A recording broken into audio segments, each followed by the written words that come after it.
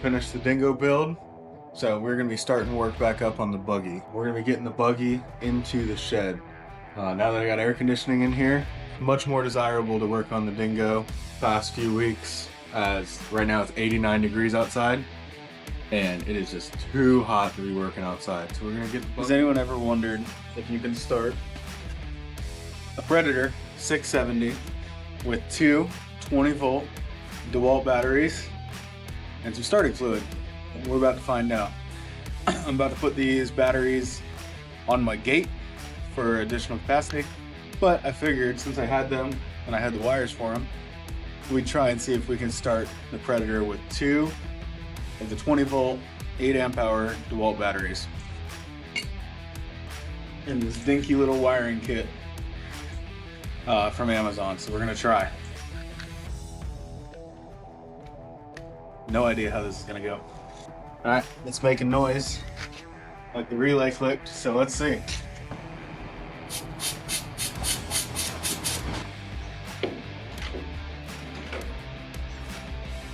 Stop it. All right, unless something came undone, it's not working. So there is one positive red wire that keeps sparking on stuff, so I don't know if that got unplugged when we were moving it around.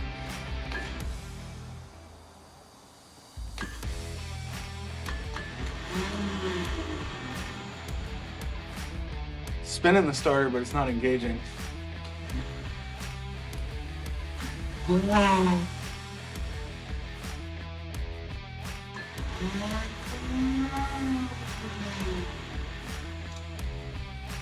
That's really interesting.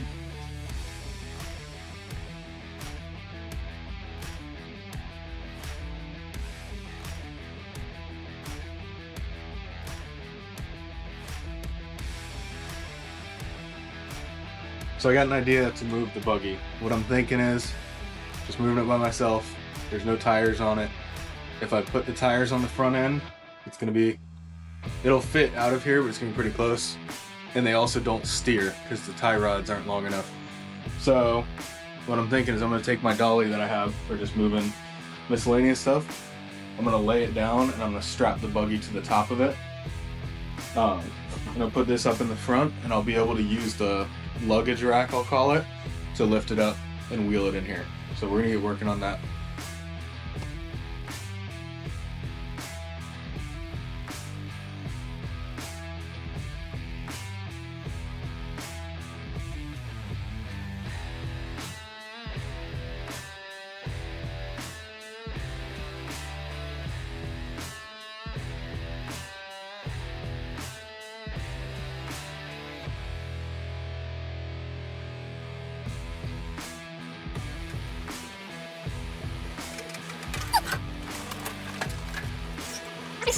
Whew.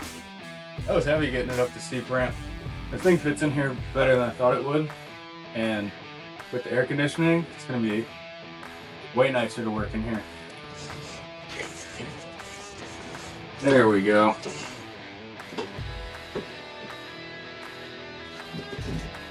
We're going to stuff it as far forward to this wall that I can.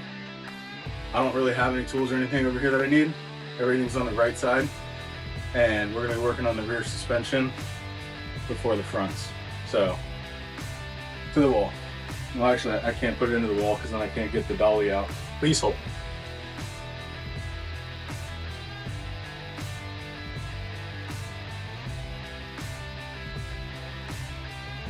Didn't notice the light wasn't on. There we go. So we got the buggy in the shed.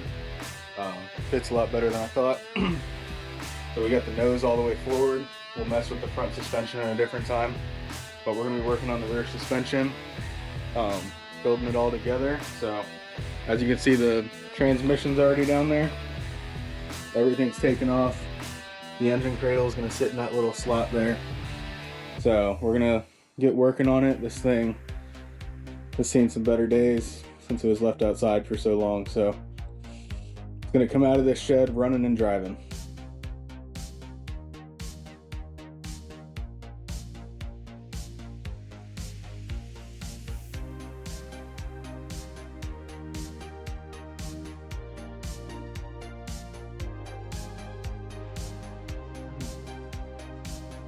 All right, day 2, working on the 670 buggy. We were able to get it in here the other day. Ran out of time. So today, we're gonna be taking these wood frames and we're gonna be trying to complete the driver's side. So the driver's side doesn't have any interference with the motor.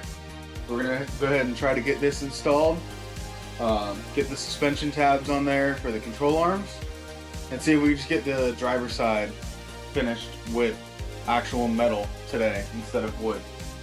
So that's the plan. All right, let's get to it.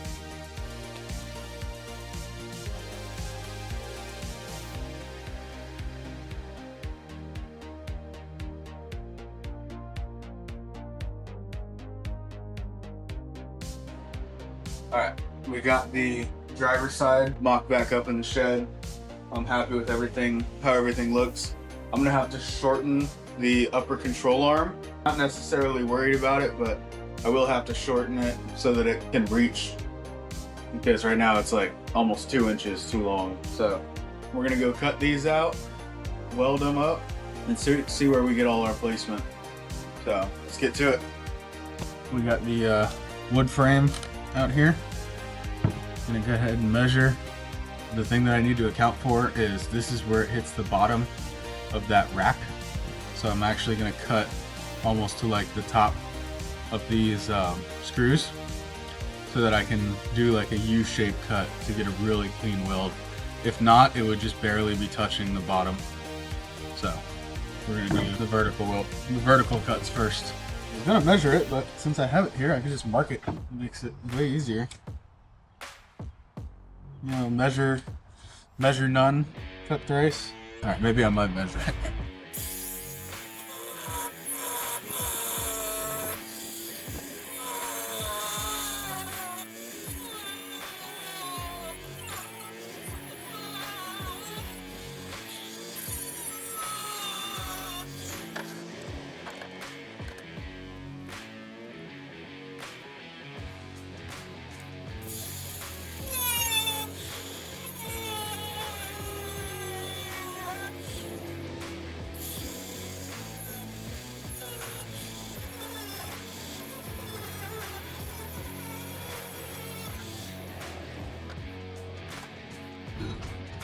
All right, we just finished cutting out all the pieces for the frame. I'm gonna go get some AC and some water for a second. We're gonna bring it in the shed and see if we can mock it up, weld it up, get the driver's side done today.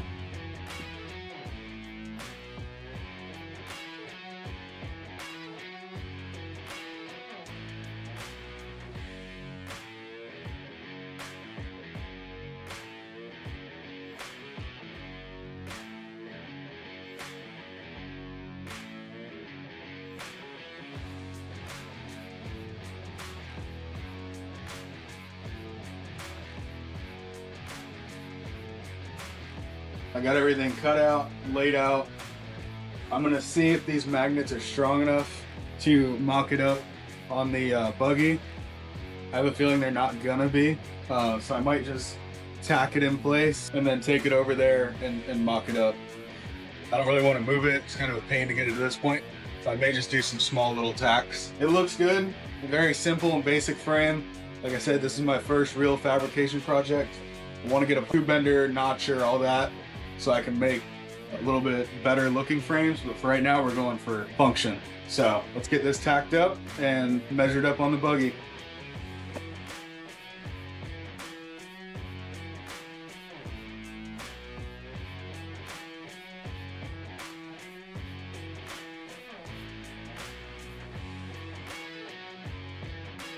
All right, we got all these tacked up. If you guys need some of the equipment I got, these welding magnets are super helpful. The Yes Welder ones, they're pretty affordable too. I bought a Harbor Freight pack years ago and I just lost them. They're not as strong as these. And the Yes Welder ones have the weight ratings on them, which is super cool. So I got 25, 50 pounds. They have multiple sets in there. I think they have the 75-pound version as well. Anyways, you guys want this light? Super helpful, plugs into a DeWalt or Milwaukee battery. I'll have that link down in the description. I had it pointed at the welds, helps light up the area a little bit. I've been having problems with my mask, being able to actually see the material that I'm welding. As you guys see in the videos, I don't have great lighting in this shed. I have one light above me and 2 windows, so any light that I can get really helps. But anyways, you guys click those links in the description. It really helps us fund the box garage, all the builds, the tools, camera equipment, editing. So anything you guys click down there and you buy seriously helps us out. Thank you.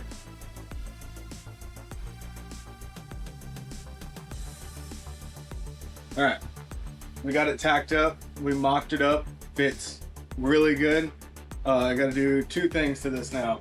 So the top, since we're going from square tubing to round tubing, I'm gonna measure this and we're gonna cut a groove like a U in the top of these 2 posts so that they kind of cup the bottom of that tubing and then get really good welds all the way around it to add strength. The other thing I gotta do is finalize all the welds around the rest of this frame. So we're gonna get to that right after lunch. So you guys stay tuned.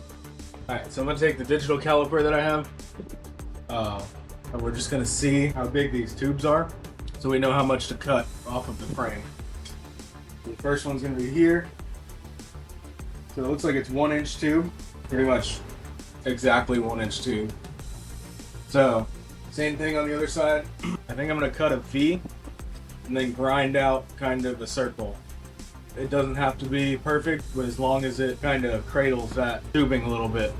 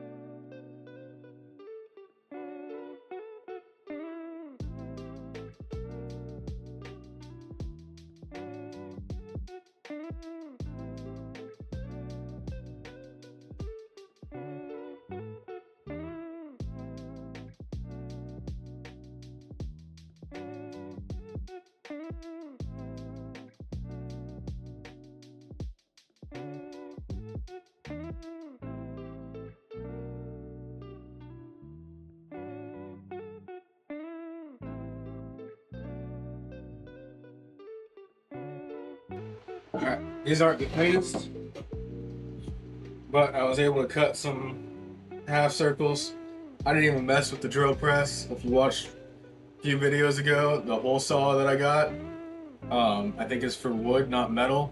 And the Christmas tree bits, I had them running for hours and they didn't do anything. So this took me 15 minutes, not as pretty, but it works way faster. I got these new welding gloves from Yes Welders, much nicer than the Harbor Freight stuff that we've been using for 10 plus years. Clean these up a little bit.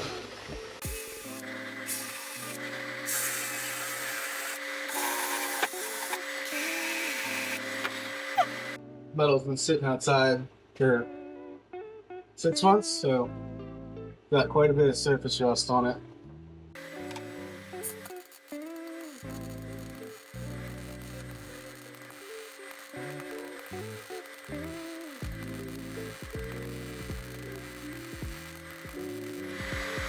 That's probably one of my best welds ever. It really helps with this light, being able to see. I don't lose track of where I'm going. That's one of the worst parts.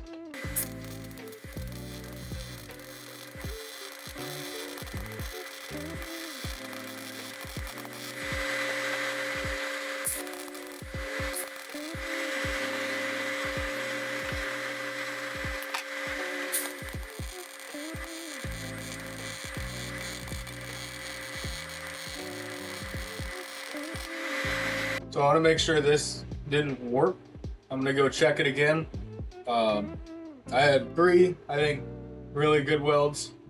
One of them, the far corner, for whatever reason, I kind of was zigzagging a little bit and it was kind of hard to see. I think it's plenty strong enough. I might grind that one back and I still have to weld the other 3 sides of it. So I think it's gonna be plenty strong. I want to put this down there, make sure we're still lined up good. And then I need to mark where I gotta cut these little slots out. So I want to start working on that. So now that I have these cut out for the tubing, I can get it up higher and get an actual mock-up of where it's gonna sit.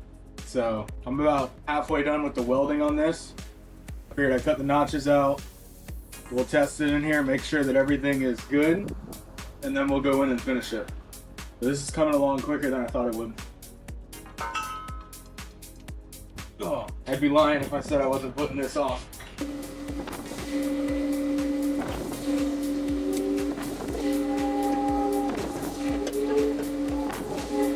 So I like how it's sitting in the rear. If you can see, this is kind of what I was scared of. Whenever I line these up, I can't get both of them to sit on there. The front one's on there, the rear one's hanging off, and vice versa.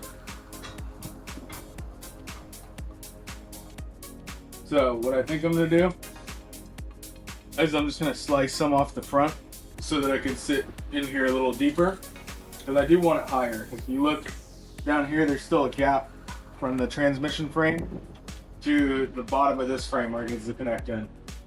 So I'm gonna go ahead and take some off of here and we will continue.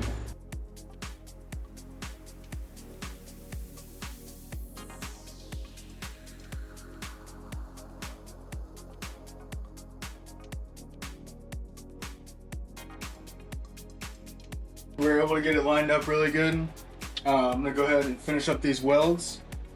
The only thing is on the front where it's supposed to line up, it is basically like 1.5 inches off of meeting the frame. So what I'm gonna do is I'm gonna cut here and I'm gonna have a little kick up that meets and connects the frame. So it'll connect to the transmission frame at the bottom. It'll connect to the upper rail rack thing twice. And then it's gonna have a couple crossbars that connect into the engine mount and probably another part of the trans mount. So this rear subframe is gonna be really strong and reinforced in multiple places.